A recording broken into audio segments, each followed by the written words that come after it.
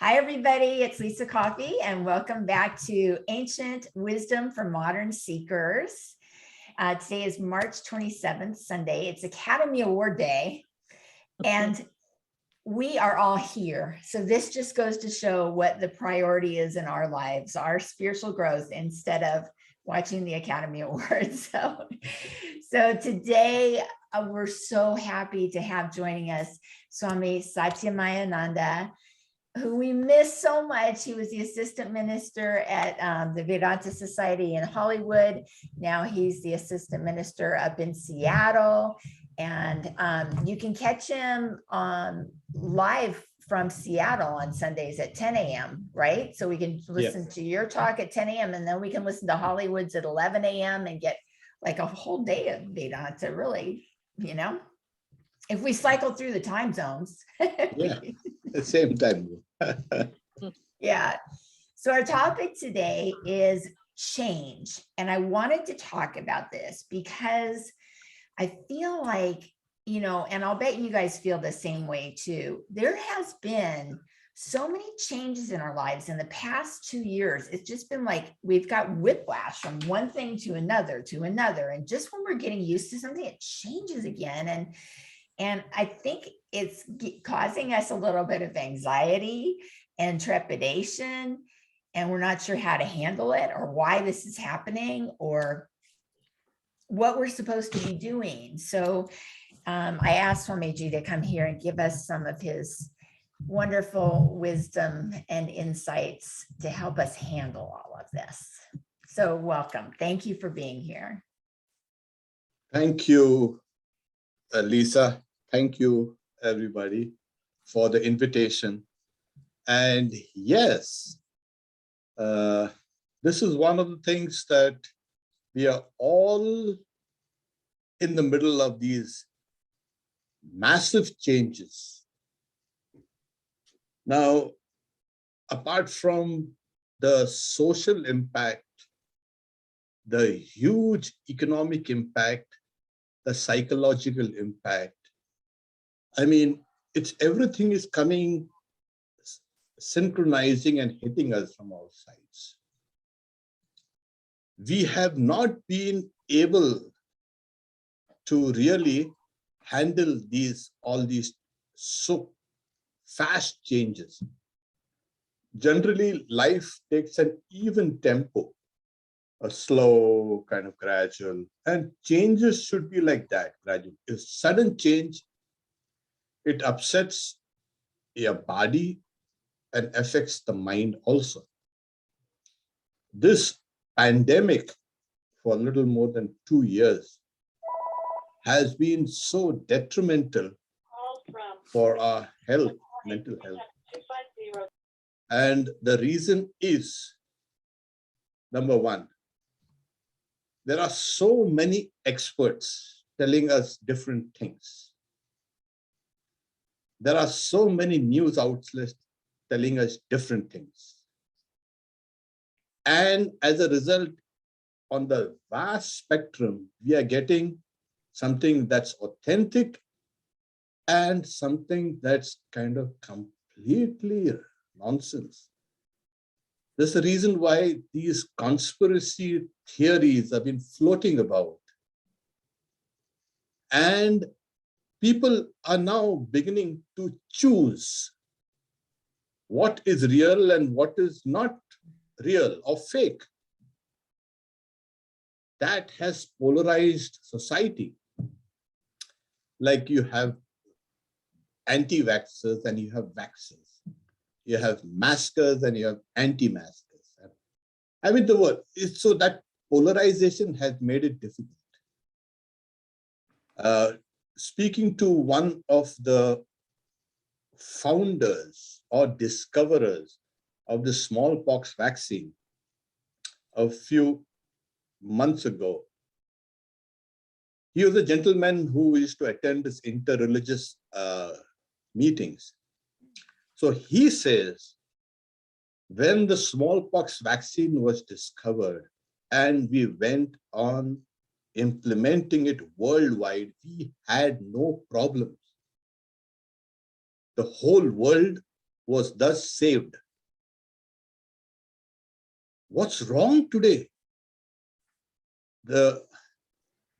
This has been the big problem, that you can't expect people every one of us to take this seriously.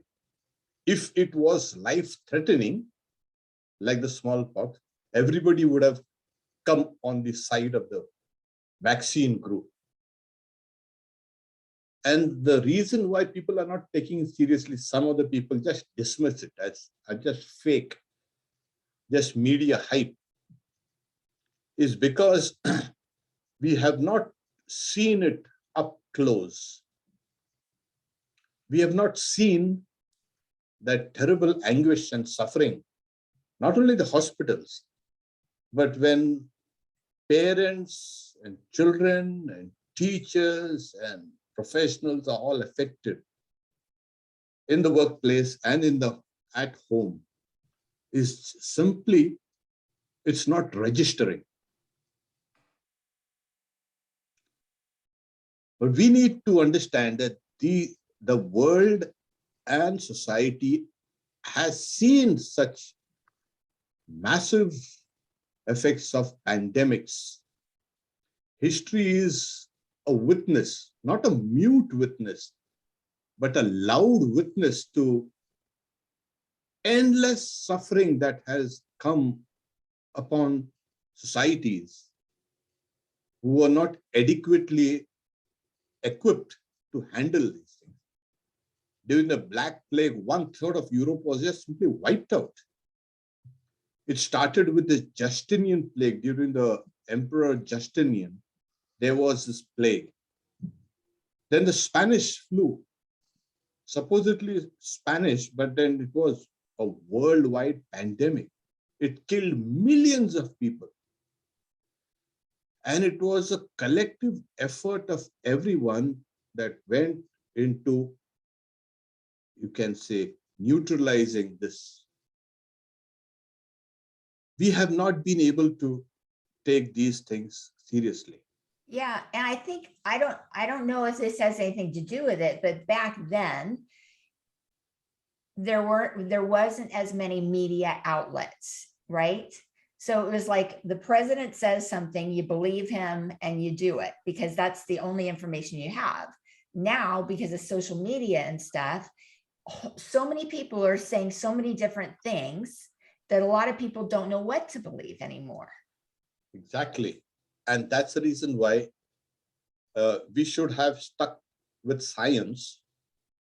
But here also, some of these scientific, you can say, research labs, they have not been completely transparent, including Pfizer. Now, there have been cases where the Supreme Court of Texas, I think, they struck down the Pfizer condition of keeping the data locked for 75 years. You can't do that when there's a pandemic going on. I know. Yeah, and the other thing is, I don't think that the people today have very much faith or trust in pharmaceutical companies because we know it's all about the money. Exactly. And these kind of things are, fueling the debate more. Now, there have been now subsequent research that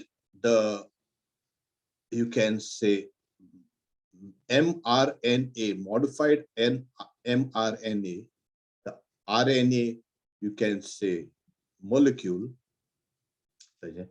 is being incorporated in the DNA in liver cells completely within 6 hours. But this is still in vitro, that is still in the lab, in the Petri dishes. But this was not known. Why did not these research and the pharmaceutical companies just become transparent? When you have people's lives at stake, these guys are more interested in their money. Right. And the money is just pouring in and in and in. So we have to kind of maneuver ourselves very carefully, which side we have to be on. At times, the side we are on also has conflicting, you can say, inputs. So these changes in society have kind of completely upended our ideas about work. There was a time when you had to go to office, had to be present there for work. Now things are completely changing. Of course, a plumber or a kind of a carpenter and all, you need to be there. Okay, you can consult, but most of this work has gone online. This change from actual in presence, you can say, work has become transferred to online. You can interact like we are doing now, as well as you can get work done. There's a tremendous shift.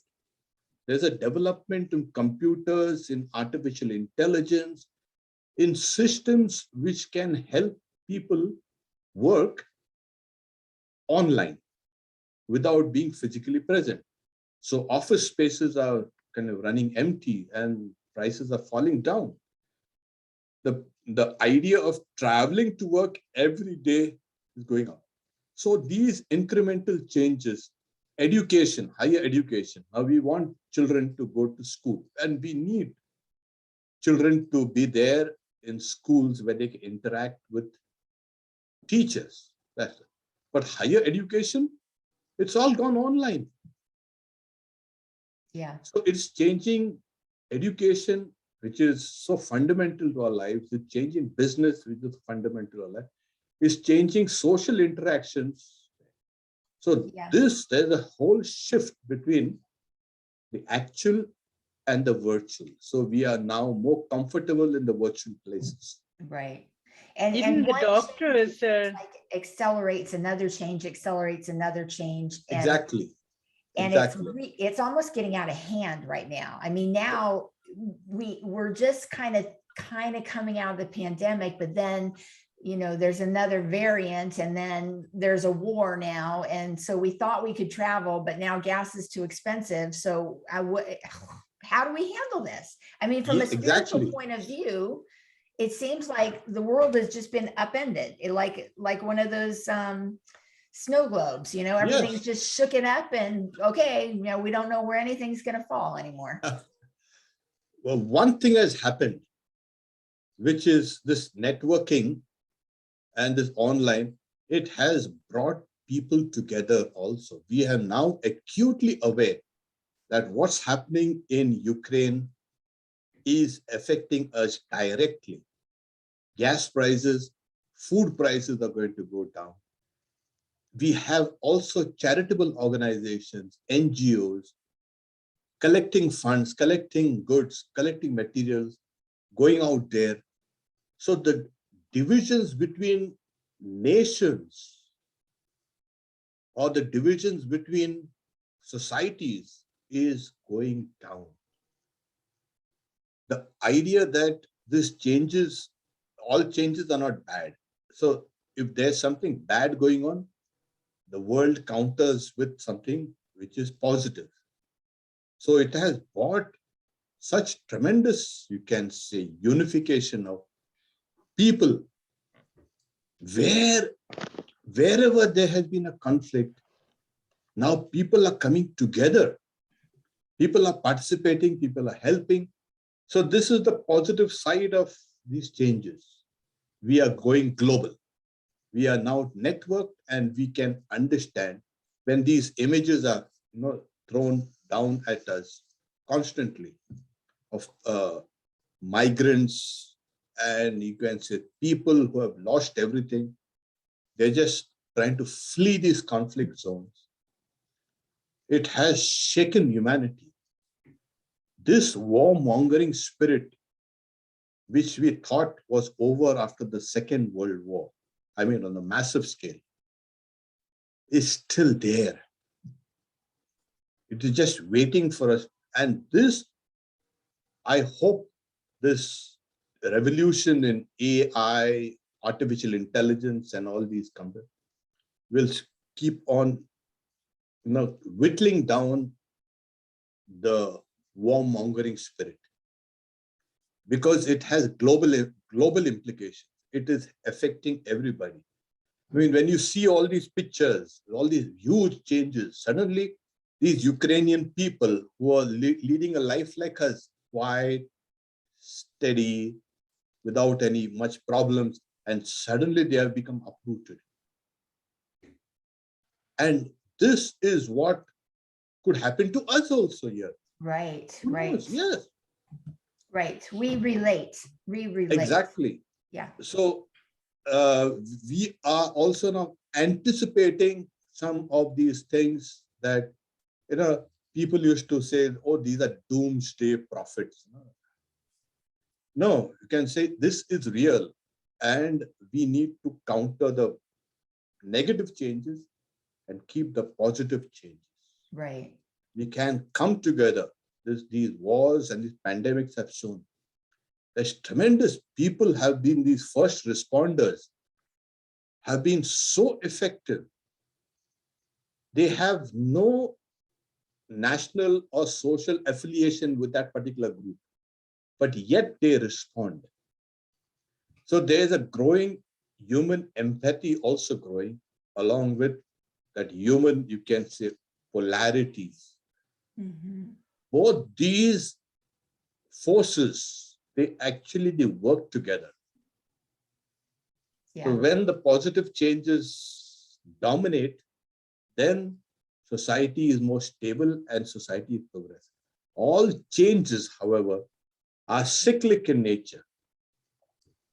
It keeps on going round and round and round. We only hope that this time we are going to learn.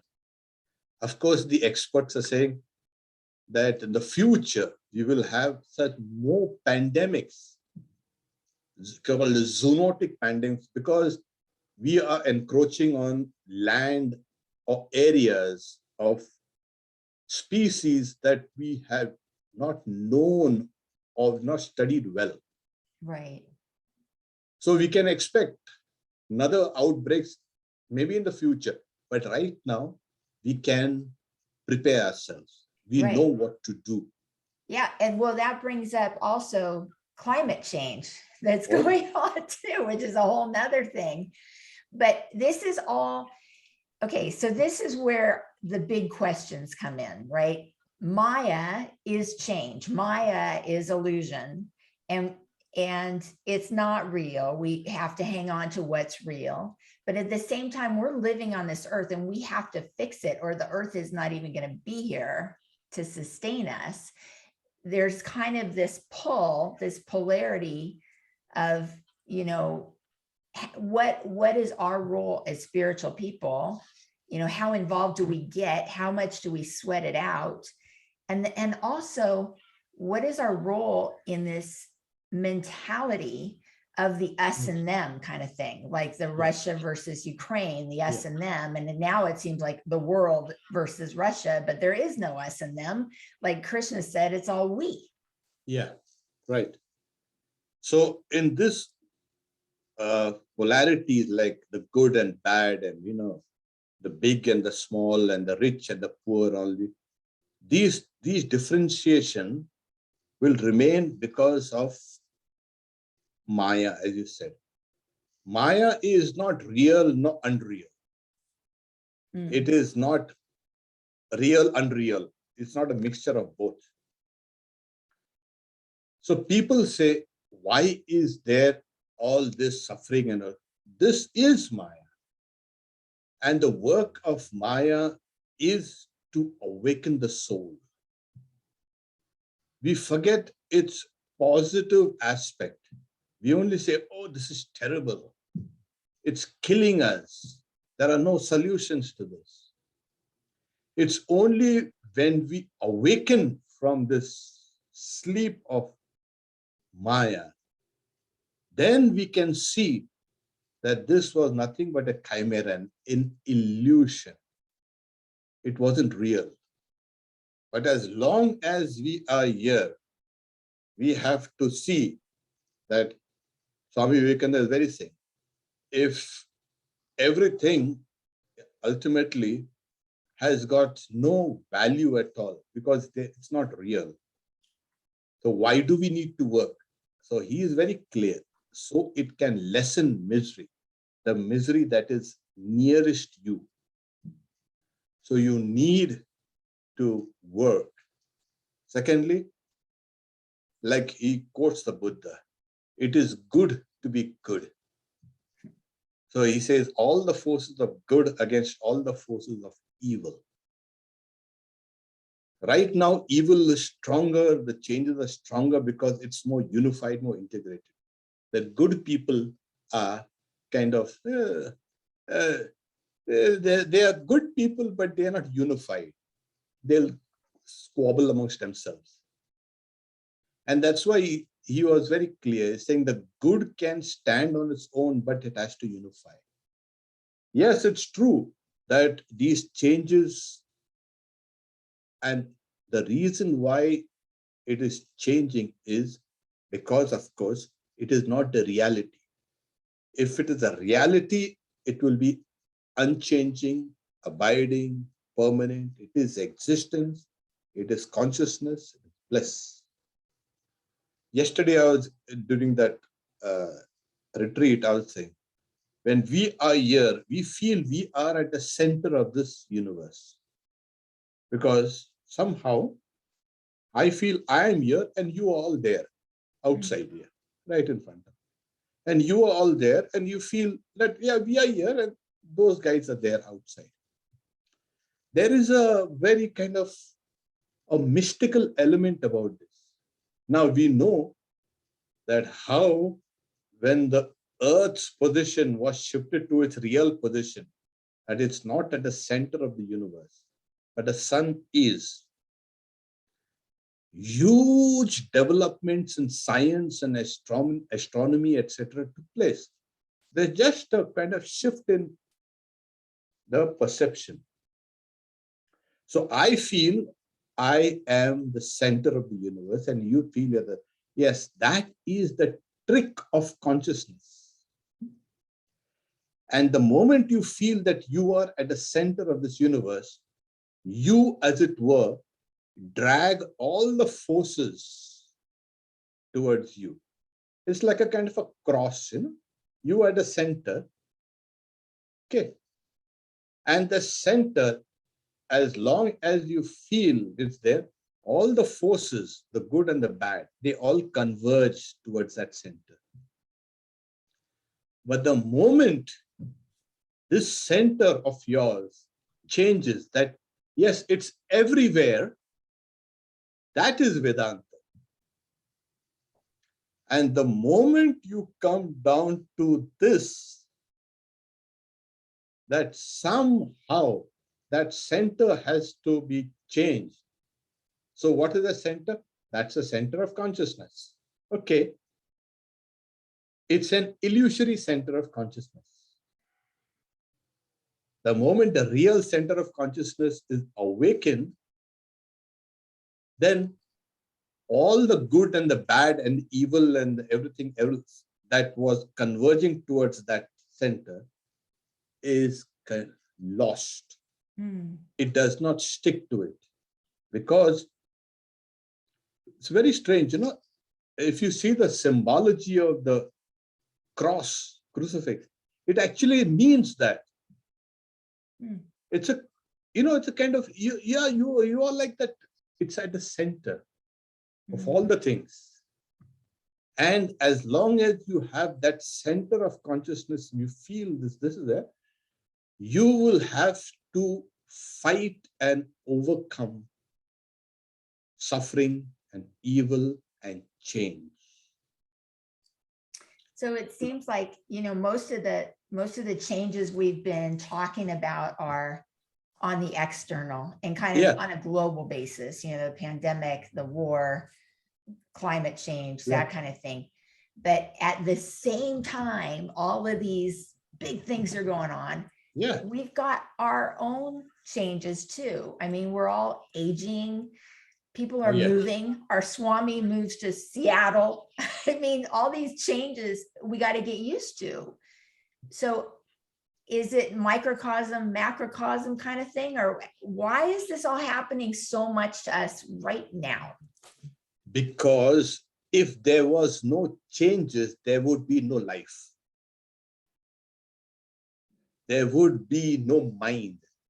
Everything is evolving. On the greater scheme of things, we are evolving. And that evolution means changes. If this changes stop, everything stops. It's not just possible just to even breathe. No, everything stops. You die. So at the same time, it's like we are here, and the earth is rotating and revolving around the sun at breakneck speed. But we are not even aware of this. There's a dual perception of change and changelessness. And like the Atman and Brahman, they are not two separate things. We are using two words, Atman and Brahman, this and that. Actually, they are just one. Change and changelessness, you can recognize change only with something that changes less. The change is relative. Okay. So then what about this? Does this also change? Yes. It changes in relation to something that changes less and less. Finally, we come down to a place where it's unchanging, and that is the reality. So these changes can take you deeper and deeper and deeper down your own personality. Society is changing, yes. Bodies are changing, minds are changing. Yes, and there is something in me that is more or less unchanging. I feel I am the same person who was there yesterday and day before yesterday. There is something abiding within that change. And if we can hold on to that, that's something that abiding, then these changes will not overwhelm you. As simple as that. So Swami Vivekananda says, the Buddhist says, everything is change and change and change. Everything is change. So the Vedantins will say, yes, you are right. Everything is change. But there is something which is unchangeable. And then when you say this changing is not the reality, then the whole thing falls down. Mm-hmm. Yeah, it's interesting, when I guess all of us could think back onto when we were little kids, and we remember, we have those memories. Oh, yeah. First grade, our teacher, our friends, the friends we had, what we did, what we thought. And then, it's almost like fast forward to where we are now, that same little kid, and all the many more things we know now.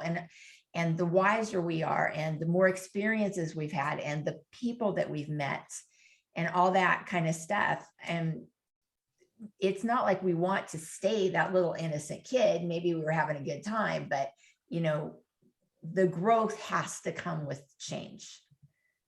Right now, we are in the middle of these changes are happening so fast, rapidly. And we know part of us is unchanging. But somehow we are sitting on a fence between these two fields. The moment we understand, hey, this is the reality, you just jump down on the side. We are now torn between these two, you can say, poles, the change and changelessness.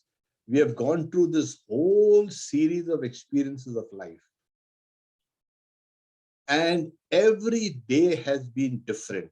So that all that thing is recorded. And that gives a sense of a continuity, the sense of an identity that has been permanent. You know, Sri Krishna, when he says, Sutre Manigana, I am like the thread that runs through all the various pearls. Mm-hmm. Now, in all these changes, if you can see that unchanging principle, that is the Lord there. Then you have come down to a point where the changes, whatever it is, they are not going to throw you off balance. You'll go with the change. You'll roll with the punch, as they say. And you'll get up after every punch that's thrown at you. And that is what makes you resilient. We right now want to know that there is some element within these various changes, within ourselves, within society, nationally, internationally. We don't know if there's a huge comet will come and smash us down. We don't know if California, the San Andreas, you can say fault becomes saying awakened. it's coming, the big one's coming. We don't know The big when. one. Even Seattle, we are having this time for that huge Cascadia landslip. The whole Cascadia, you can say, mountains have slipped over thousands of years, slipped a little. So we don't know. I might end up in the Pacific Ocean and you might end up in the Pacific Ocean. We are both swimming together. We'll be neighbors. So we don't know. But yet at the same time, right now, through knowledge, through science, we can anticipate what changes, because everything moves in a rhythm, a circle, a set, like, it is now, it's 5 o'clock, whatever. And then it's going to be 5 o'clock again after 12 hours. So we can track the changes. If you can track the changes in your life, track the changes in society, track the changes in this whole, you can say, world, you can anticipate those changes, good or bad, which are going to come. So we prepare ourselves today here.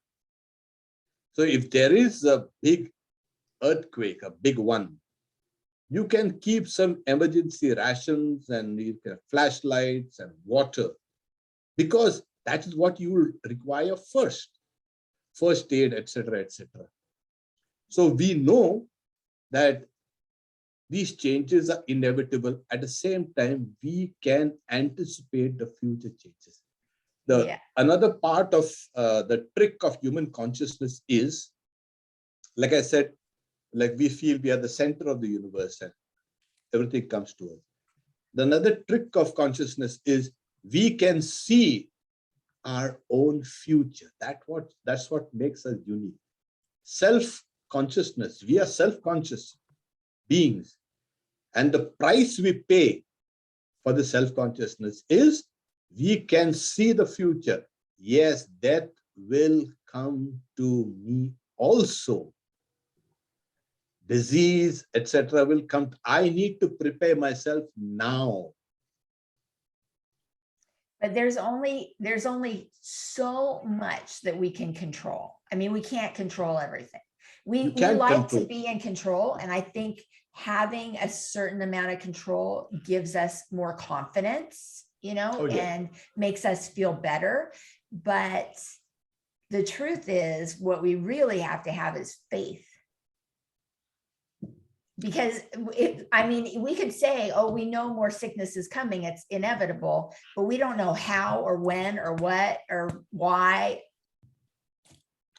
Yeah, so changes, like I say, there is like Maya is time and space and causation. So everything is bound by these three: time, space, and causation. So causation is you put a seed on the earth and it is going to sprout and become a tree. Technically, we know this, but simply putting the seed in the ground will not do. You've got to water it, you can say, feed it, and see that it can grow. You know it's going to grow, yeah. See these changes. So there are certain things which are in our hands. The plant is not in my hand, but how it survives and how it thrives, I can contribute. So there are certain changes which are in my hands. There are certain changes which are not in my hands at all. So if we can do a bit, do the things that are nearest us that can lessen the impact of these changes, then what happens is we will not be simply thrown out of balance.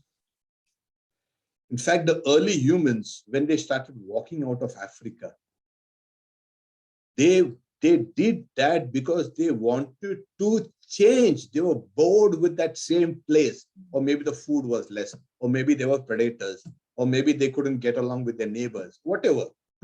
Let's go. And they kept on changing. So it's in our very genes. We are great travelers, we are great movers because we have embraced change and we conquered change. We conquered all environments. We conquered extreme cold and extreme heat, extreme hunger, extreme thirst, and that's what made us humans so successful as a species. Yeah. Yeah, we took change and conquered it. And in a way, we created change because we're so uncomfortable. We had to create change. Like, oh yeah, we got so tired of walking, we had to get a saddle to ride a horse, and we got so tired of riding a horse that we had to figure out a car. So we have created change in one direction ourselves. And I guess we can still do that. Oh yeah. Imagine if you have to watch the same television program every day. You'll die of boredom. That same thing over and over. Suppose you have to wear those same clothes over and over every day, behave the same way. You will die. We'd be a Swami if we had to do that. So the mind looks also for variety, looks for change. And these advertisers, they also know the whole. They exploit that. Oh, you've got this? See, this is better. Yeah. So all salespeople, all advertising companies, they know that this is where you can catch them. Oh, you've had your beautiful television for 10 years? I can't believe it. I can't believe it. Or you can take a little. This is a little better. There you go. So the mind also is responsible for these changes and changes and changes. They look for variety. But like I said, the mind looks for variety and the mind looks for stability as well. So if you can remember that there is a stable element within the change. So like Swami Vivekananda says, the noumenon and the phenomenon, the metaphysics and the physics, they are not two separate things. The unchanging, Vedanta says, appears as changing. So, you know why the Upanishads, they say in very poetic language, Ekoham bhavishyami, I am one, let me be many. And it created all these changes. So if you have desires in you, you will want changes and changes and changes and changes and changes. If you don't have desires, then you don't mind the stability. Oh, no, that's perfectly fine. So a child is given a red toy, and then he'll cry, and the mother will say, okay, take this blue toy. Okay, and take a black toy. Yeah. Constantly, constantly, constantly. The child is, you can say, bored with something which is not changing. So behind that is the mind, and the root of that mind is that desires.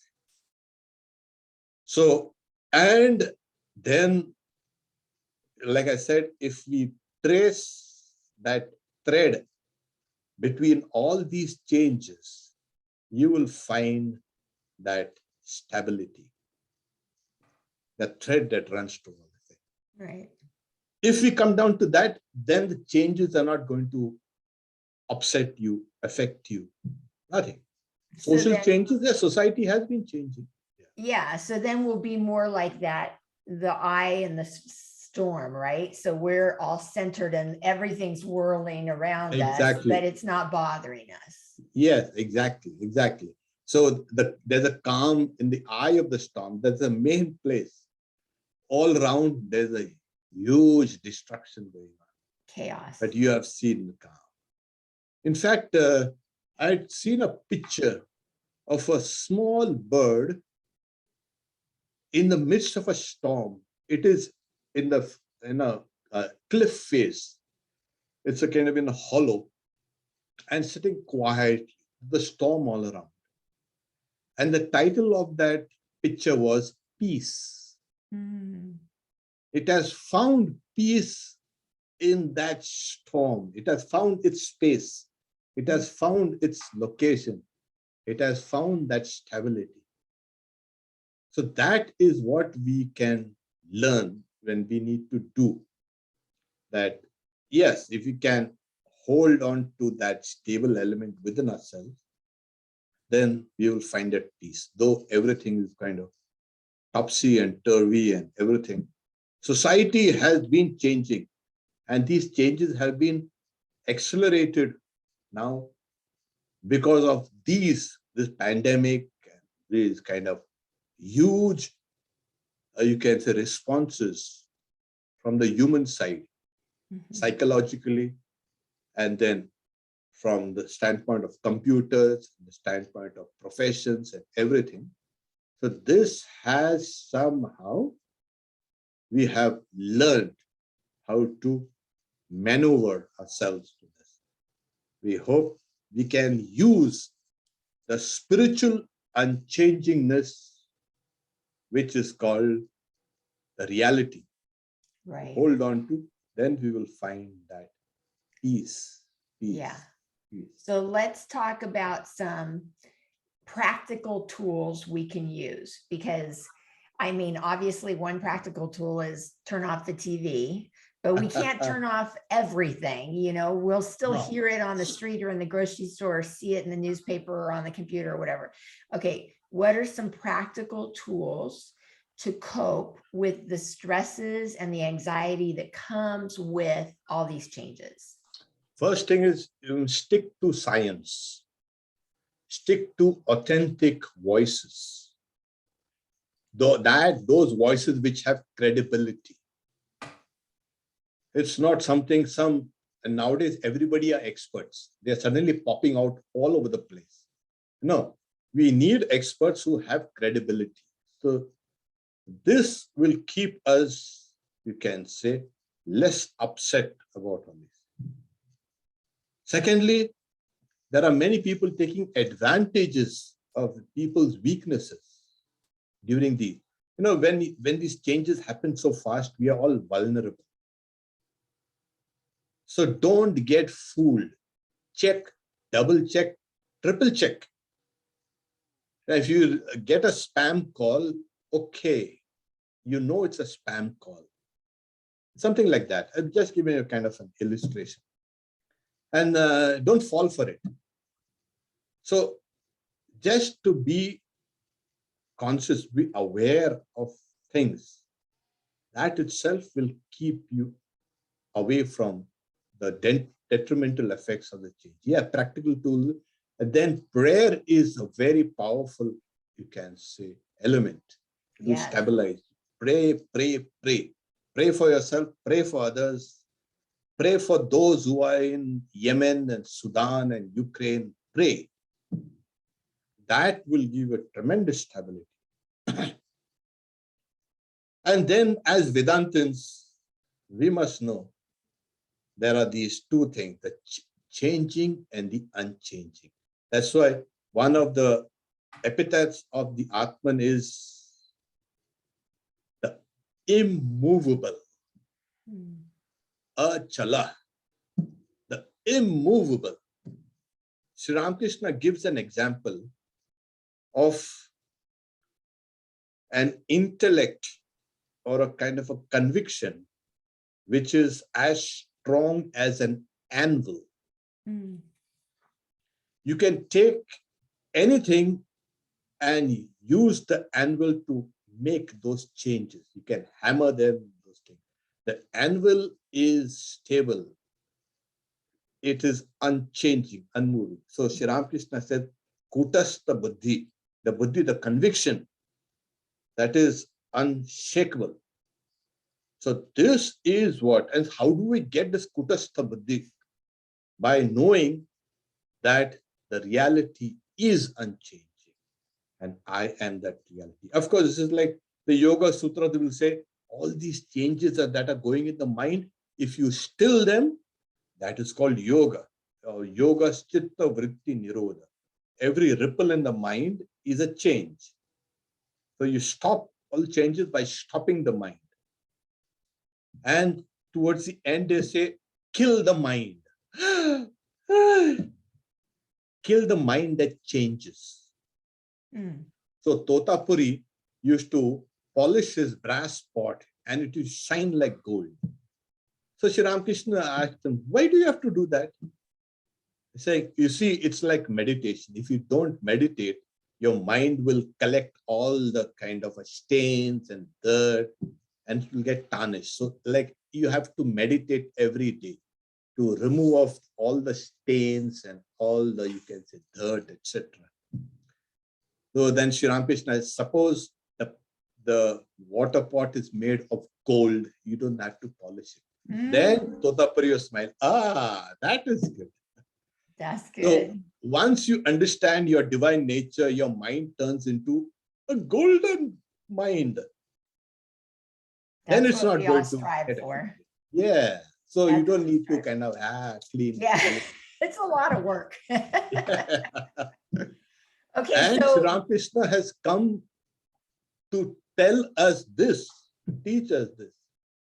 yeah, and we're so lucky because it wasn't that long ago that he was here. Oh yeah. So we still know Swamis who, you know, were Swamis or Swamis of his disciples, Swamis, students of his disciples. There's still this lineage where we still have a connection, a real connection, less than 6 degrees of connection. So right now we've got some time for Q&A. So anybody who would like to ask Swami a question, and I'm sure there's some great questions out there, just unmute yourself and jump in. Yeah. Who's there? I see Kalpana, Nindita, Sukirta, Mitraji. I think Sukirta, Buzz you is ask here. Buzz always has good questions. Marcia in. was here, but she had to leave early. Oh, here's Sukirta. What's your question, Sukirta? No, I just came late. I have no questions. Yeah, you talk about change. You know, change.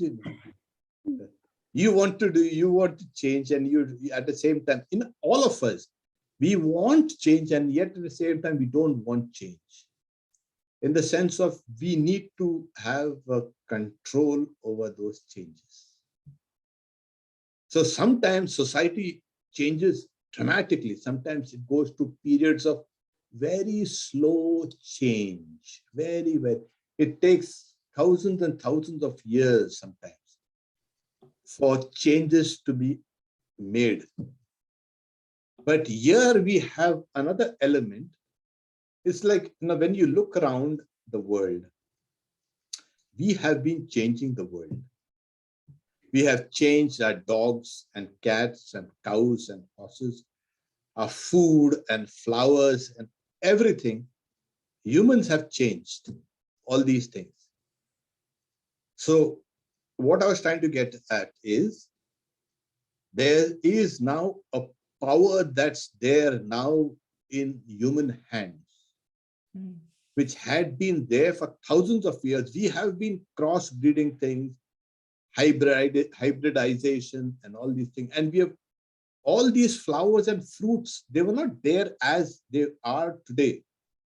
It is the human element that has changed them.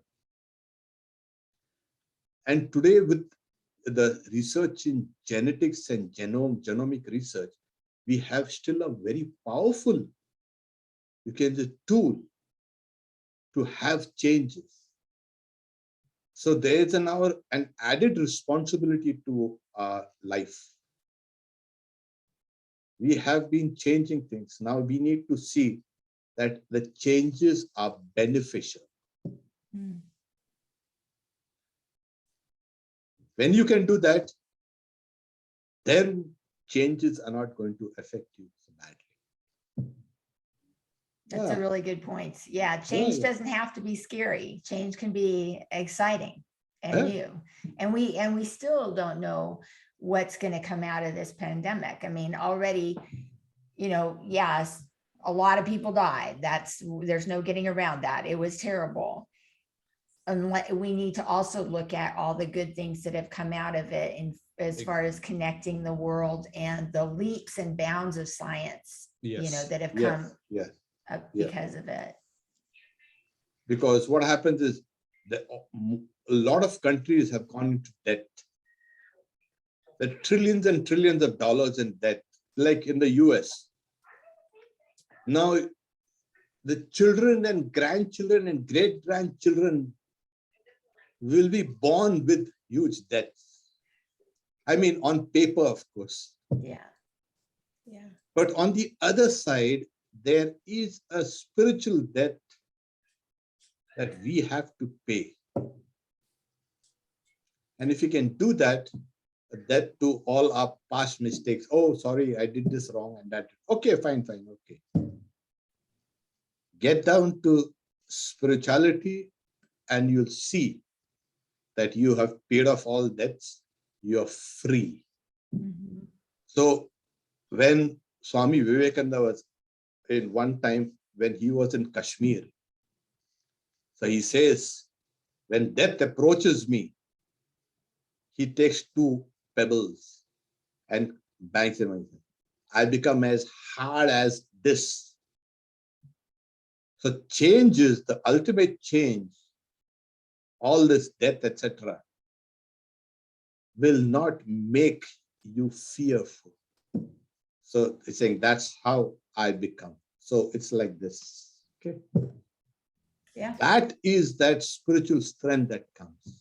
You can handle any kind of change, any kind of, whether it's psychological, social, individual, anything. Okay. Yeah. Thank you very much. Anybody have any last comments or questions or anything for Swami? Buzz. Unmute yourself. I wanted to say thank you, Swami, yes, because what it brought to mind is the thing that I always tell people. We're humans. We live in this universe, but we look at the oneness of God. He is moving forward the universe. Sometimes we're okay, sometimes we're not. But if you always look at the changes in life as moving everything forward in a positive way, I think that helps you physically, mentally, and spiritually, and helps the world. So Swami Vivekananda at one time he says, "Oh Lord, you beareth the burden of the whole world. Help me bear the burden of this little life of mine." So here it is. Nice. Yeah, it's all in God's hands, Mother's hands, Ramakrishna's hands anyway. Everything is in their hands. Yeah, just pray to them and have faith, control what you can control. I mean, if that's the takeaway from this, it's control what you can control and have faith that what you can't control is in God's hands. Oh, yeah. Oh, there it is. There it is. change and change and change. Yeah, I mean, it's a good thing. If we're experiencing change, that means we're alive. That means we have hope for spiritual growth. That means Exactly. we can still get enlightened. We're Yes. not dead yet. Because it is, if I have done something wrong, I have the capacity to change myself, to become better. So that power, it has to be used positively. So I can myself become good. I can help others become good. So it is not stamping you forever. That person can never change.